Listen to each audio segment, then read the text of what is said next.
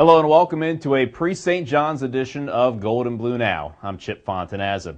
Well, West Virginia is traveling to the Big Apple to take on the Red Storm at Madison Square Garden, and they will face a St. John's team that's been struggling as of late. They are 8-11 overall, and they are 2-6 in the Big East Conference. And of those 6 losses, 4 of them have come to teams that have been ranked in the top 25. Now, St. John's is a very young team this year. Just like West Virginia, they have 7 freshmen on the roster, but they have no seniors. 4 players are averaging 10 points or more, and they are led by freshman forward Mo Harkless, who is scoring over 15 points per game. St. John's color analyst Tim O'Toole was a guest on the Northside Automotive Statewide Sports Line, and he had this to say about St. John's.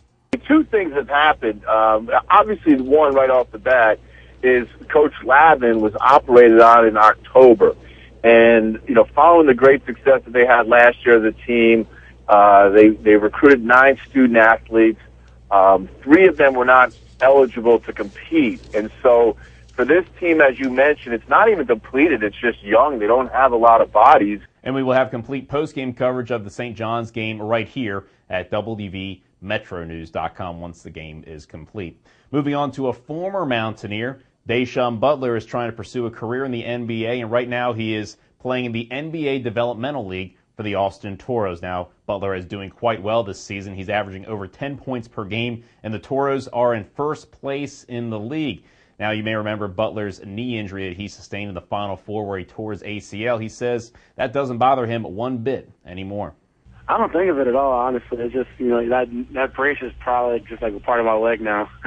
I don't even think about it at all. It's just there. So you're back, man.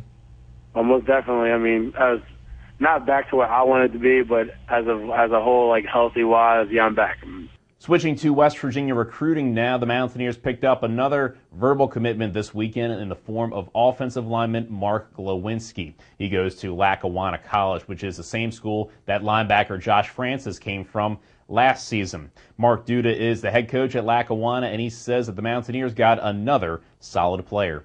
Just progressed enormously from his freshman year to sophomore year, and we're fortunate to have him. He was a second-team All-American. It really was one of the finer players we've had in a long time.